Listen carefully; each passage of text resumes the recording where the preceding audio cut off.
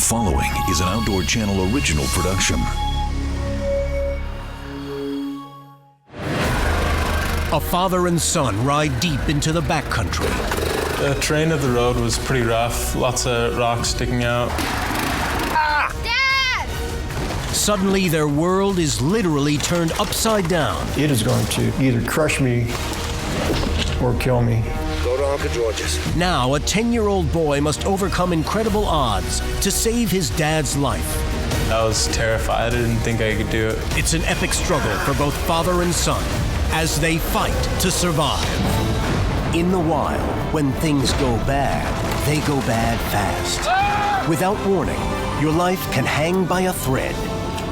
Adventurer and survivor Craig DiMartino fought back from his own wilderness disaster to reclaim his life. Now Craig meets other courageous outdoorsmen who beat the odds and return from their own fight to survive. Spending time alone with your son is a treasured experience. I rock climb with my son. It's one of the best things we do. Spending time alone in the backcountry, sharing something we both love. For John Sloot and his 10-year-old son Cody, a birthday camping trip nearly ends in tragedy and calls upon one son to become his father's only hope.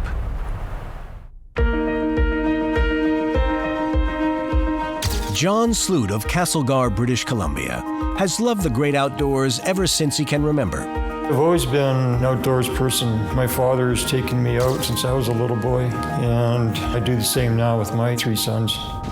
June 15th, 2007 was a very special day. You go on a fishing trip, Cody? Yep. It was Cody Sloot's 10th birthday, Catch some. and there was no better way to celebrate it than by going on a backcountry fishing trip.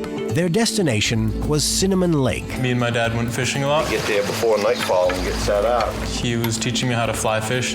I was very excited to go on this trip. Ready to go? Oh, yeah. I had been looking forward to it for over a month. It took an ATV to access this isolated fishing spot. The quad was loaded up with like frying pans, food, tents, definitely fishing poles. Along the way, they stopped at Cody's Aunt Louise and Uncle George's cabin, about 10 miles from the lake. Where you going? Going up Cinnamon Lake fishing for a couple days. We had jokingly told them, if we're not back in a couple of days, come looking for us. Will do. It was meant to be a joke. Hey, Cody, happy birthday. John wanted to make this wilderness trip really memorable for Cody. I wanted to take Cody on that particular road because it was less well used,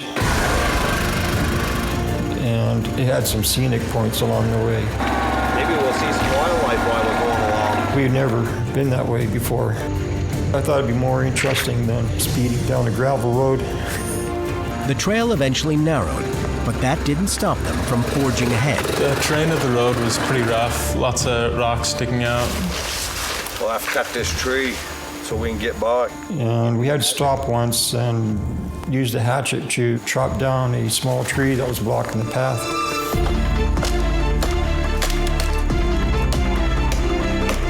Once that was out of the way, we went a little bit further. It turned and went alongside a steep hill, which narrowed the trail some, but still wide enough for an ATV to cross without any trouble. Cody, I'm gonna have you get off. I asked Cody not to get on the ATV until I had crossed. I'm not sure why I had asked him that. Sometimes we do things and don't know why. Intuition, the hand of God. This was one of those times for John. I saw no reason why we couldn't be on there together. I'm not really sure why I asked him to walk behind. I just know I'm glad I did. John inched along the path while Cody watched. Dad, be careful. When the trail narrowed, it was right near like a really steep bank, probably about 100 meters down to the bottom. I trusted my dad. I knew that he knew what he was doing. And as any ATVer knows, you lean uphill if you're going across it. That's what I was doing. As I was walking, I saw the dirt between the left side of the quad fall away, and the quad started to tip. Dad! It was almost like slow motion. John was thrown off the falling ATV, and both he and the 600-pound machine hurtled down the bank. It is going to either crush me or kill me.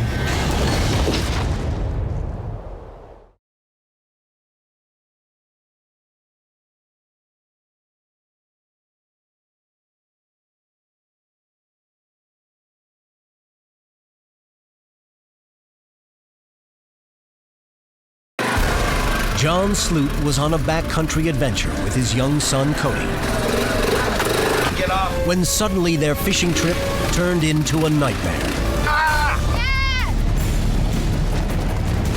I thought for sure it was going to land on top of me.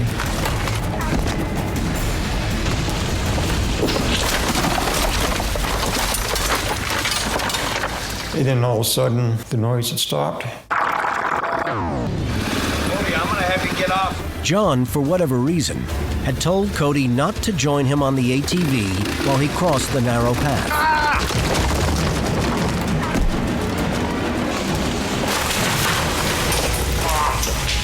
Now Cody was safe, 100 feet up, staring in disbelief. I just stood there with my mouth open for like 10 or 15 seconds before I realized what was happening. Craig DiMartino, as a father, has had plenty of heart-to-heart talks with his son. He wanted to hear from Cody how he dealt with this terrible moment. So when you see your dad and the ATV start flipping and you're watching this thing happen, what is running through your mind? What are you feeling at that point? I just felt kind of like an empty shell. It kind of felt like a dream where I was looking down at myself. I mean, being 10 years old, my mind wasn't even able to process what was happening.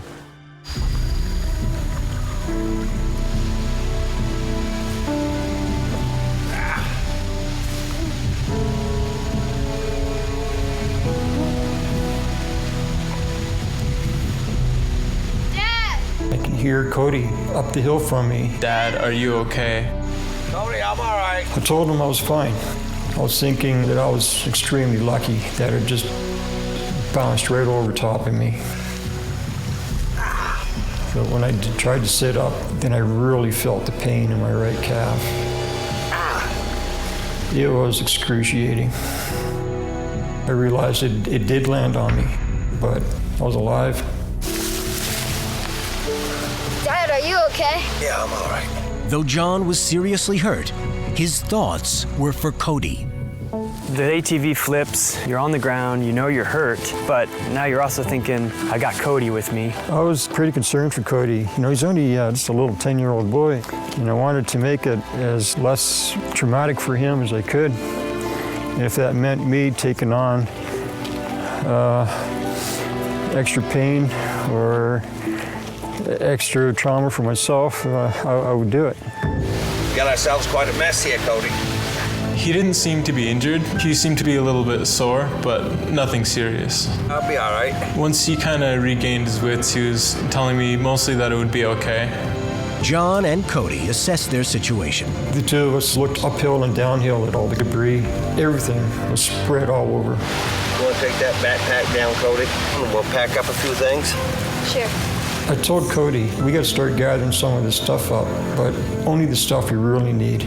Bacon, a hatchet.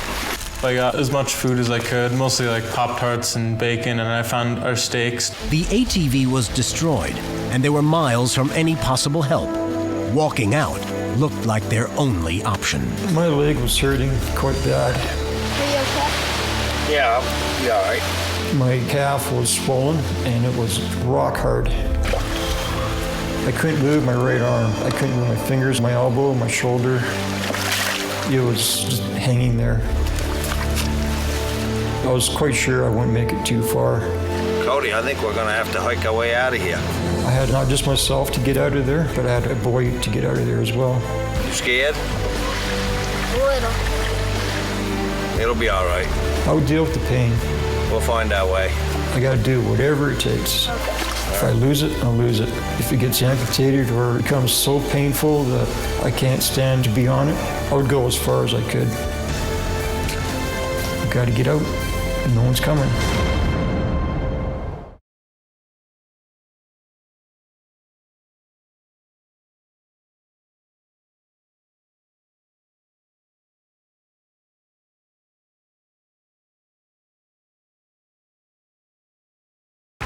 John Sloot's ATV has tumbled down a steep bank, leaving him badly injured.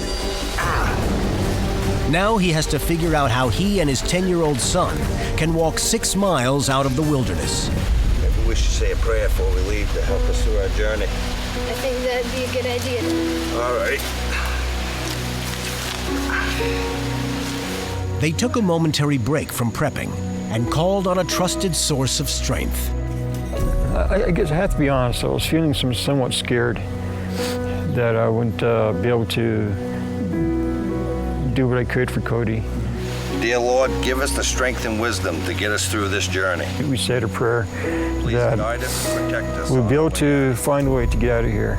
You know, that we'll be able to be strong. You know, that we'll have whatever it takes to get out.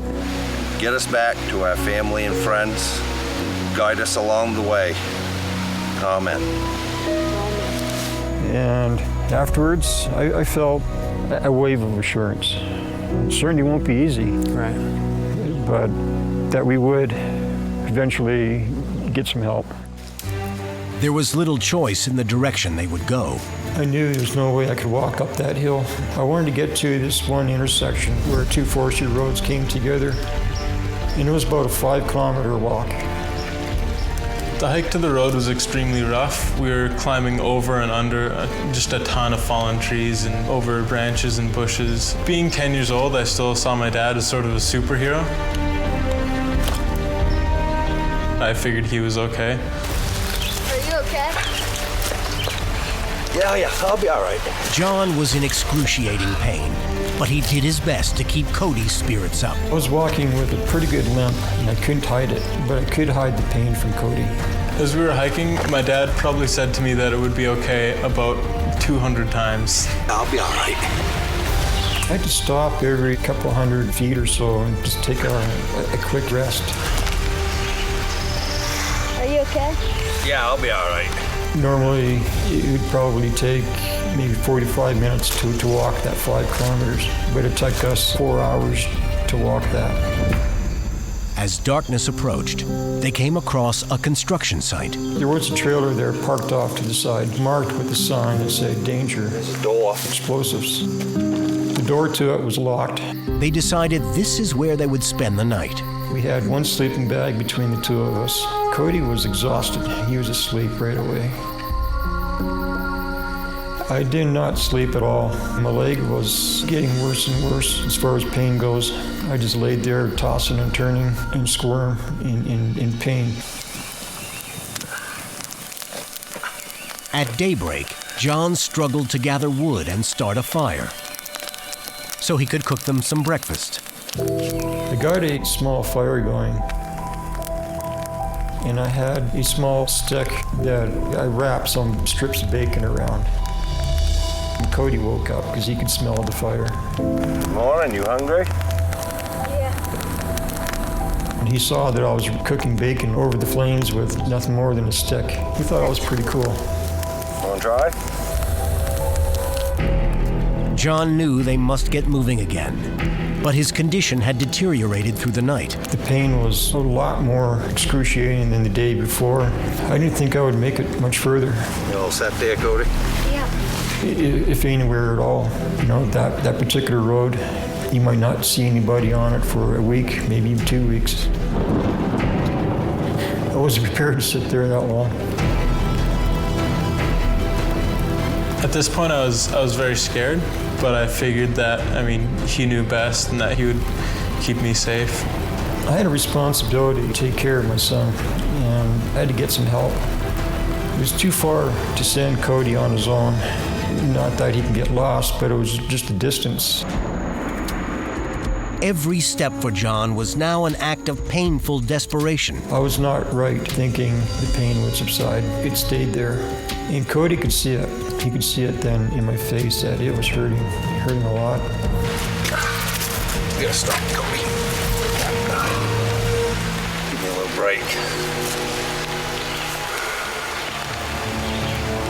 It's gonna be all right. We'll get out of here.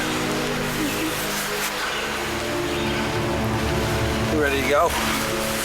John felt he could withstand hiking along the flat road, but then the route took a steep downhill turn. The further along we got, the little more steeper the road got.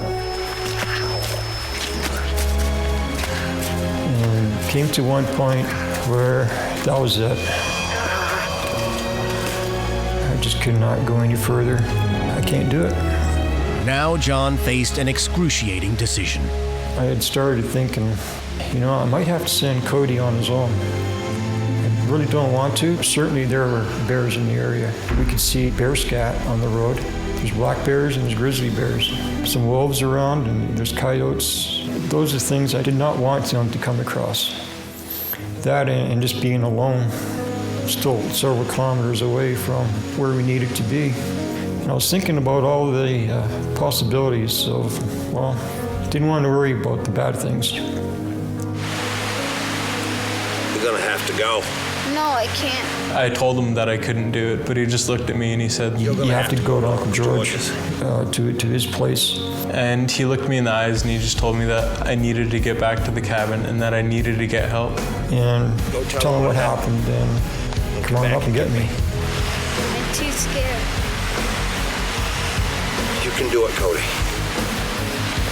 Go to Uncle George's.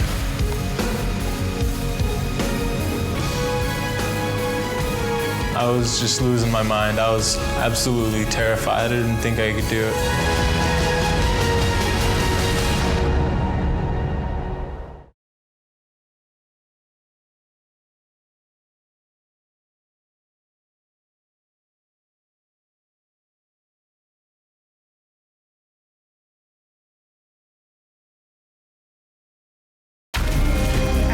John Sloot had made an agonizing decision to send his 10-year-old son Cody ahead. You're gonna have to go. No, I can't. Alone in the woods. He knows it's the only hope of survival for both of them. I'm too scared. He was scared to go.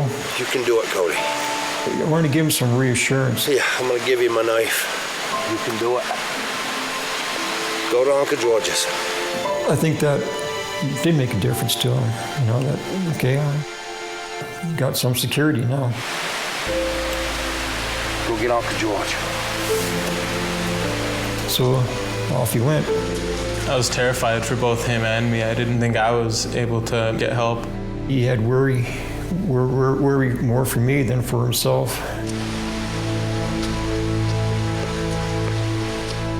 When I had to leave my dad on the second day was when I finally started to feel like it was important for me to be there.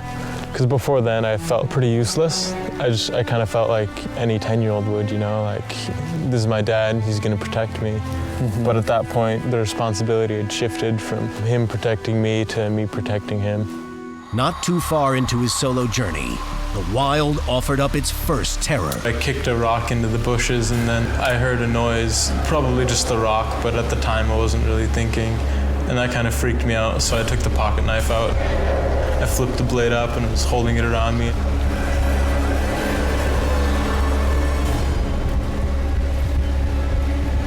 In hindsight, I don't think the pocket knife would have really helped a whole lot against a bear, but being 10 years old, it was a good comfort. I think he was gone maybe 15 minutes, and I decided I'm just not going to sit here.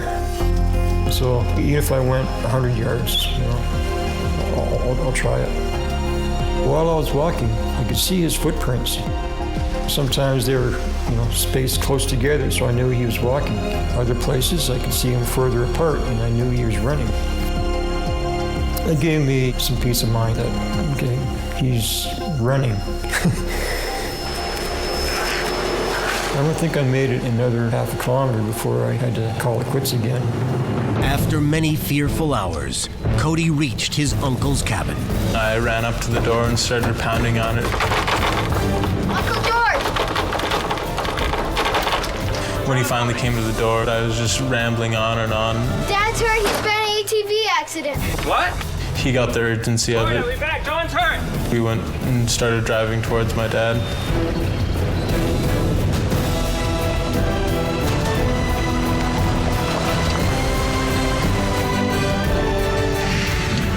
How much further, Cody? It's right around this corner.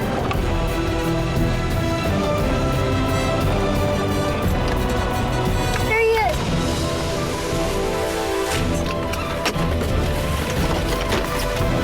When the truck stopped, Dad! I don't know how to describe it. I just felt some kind of elation. I was so happy to see my dad was all right. It was just such a tremendous relief.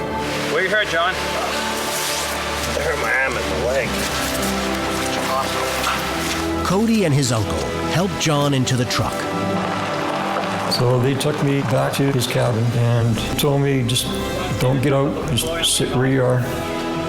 You're gonna be okay then. And so he got his wife. You must be starving. They brought me out a piece of, I think it was cherry pie.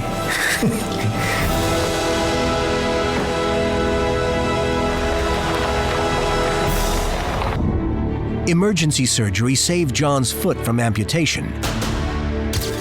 But today he still lives with some limitations. I still might go for a hike, but it had to be a real short one and nothing crazy. I still go fishing. I just have to be a lot more selective on where I go. Minor limitations that don't make a dent in John's love of the outdoors and his appreciation of life, family, and faith. I just feel so lucky that the ATV did not land a few inches off where it did. Where I might have been crippled, I might have been dead. I prayed to God that everything would be okay, and it is. I'm here. I know I'm being looked out for. So you want to go to Dirty Dreams, eh? Yeah. Cody and I have kind of had a little special bond after all that adventure. I think the most important lesson that I learned from that experience was just to not give up, because even if you don't think you can do it, human beings are capable of some pretty amazing things. A year after the accident, the Governor General of Canada recognized Cody's valor, awarding him the Medal of Bravery. This honor recognizes acts of courage in hazardous circumstances and risking one's life to save the life of another. Cody is a hero to me. I don't know of too many other 10-year-olds that would go out on their own like that under those circumstances to save someone's life. I definitely don't feel like a hero. I feel like it was just kind of what I had to do, and I feel like anyone put into those circumstances would do the same thing. I believe that God was watching out for us. Cody did what he had to do, and I look up to him for that. He is a hero to me. John remained calm even in the midst of great pain. He had to give Cody the courage to strike out on his own and get help. When I returned to climbing after my own accident, sometimes just putting one foot in front of the other was courage. Moving and doing is the victory. That was Cody's victory. He had to face his own fear and hike out alone. His determination to save his father became the inspiration for his own fight to survive.